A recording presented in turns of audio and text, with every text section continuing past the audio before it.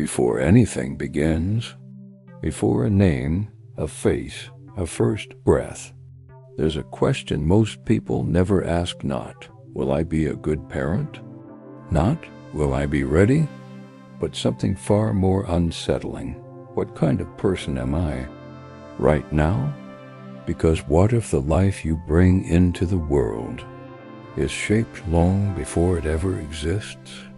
Not by fate, not by chance, but by you, your habits, your fears, your unresolved patterns. Let that sink in, because this isn't about mysticism, it's about something much more real and far more uncomfortable.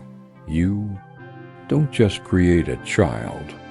Biologically, you create an environment, a psychological atmosphere, a silent blueprint. And whatever enters that space is shaped by it. Let me explain. There's a story about a man who desperately wanted to be a father. He imagined everything.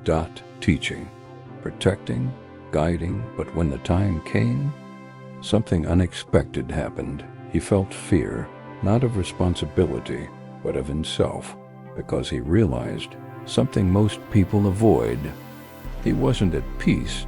He was reactive, impatient, still carrying unresolved anger from his own childhood. And suddenly, the question changed. Not what kind of child will I have, but what kind of world will I create for them?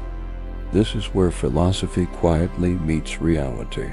Plato believed that the soul is shaped by the environment it enters, not just physically, but morally, psychologically, and modern psychology echoes this in a different language. Children don't just learn from what you say, they absorb what you are, your tone, your reactions.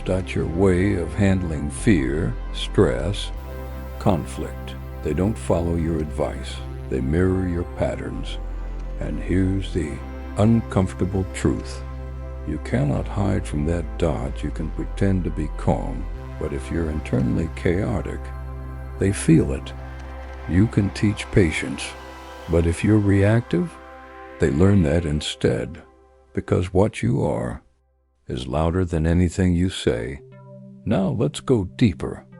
Nietzsche warned about people who live unconsciously, who inherit behaviors and beliefs without ever questioning them. They repeat patterns, then call it normal, and generation after generation, the same emotional cycles continue. Not because people want to harm, but because they never became aware. And this is where the idea of attracting the right soul becomes something different. It's not about controlling what comes into your life. It's about understanding what you're creating space for, because every environment has a frequency. Not mystical-psychological.com or chaotic, aware or unconscious. Present or distracted. And whatever enters that environment adapts to it. So the real question isn't, how do I attract the right soul? It's, what kind of space am I building for a life to enter? Because that space matters more than you think.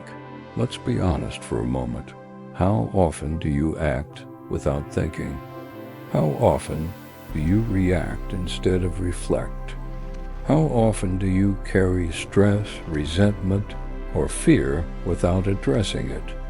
These aren't small things. They shape the atmosphere around you. And if that atmosphere becomes a home for someone else, it shapes them too. Bonhoeffer once spoke about a kind of unconscious living, where people stop questioning themselves, stop examining their actions, they function. They survive, but they don't wake up. And when that happens, they pass down more than habits. They pass down a way of being, unexamined, unaware, repeated. Now, here's the twist most people don't expect. This isn't about becoming perfect. It's about becoming aware, because awareness changes everything. When you notice your reactions, you begin to pause. When you recognize your patterns, you begin to question them. When you see your fears clearly, they stop controlling you as much, and slowly, the environment you create begins to shift. Not dramatically, but meaningfully. More calm, more clarity, more presence. And that's what shapes the life around you.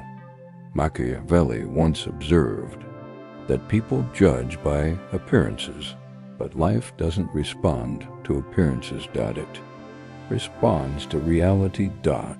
And reality is shaped by what you consistently are. Not what you occasionally pretend to be.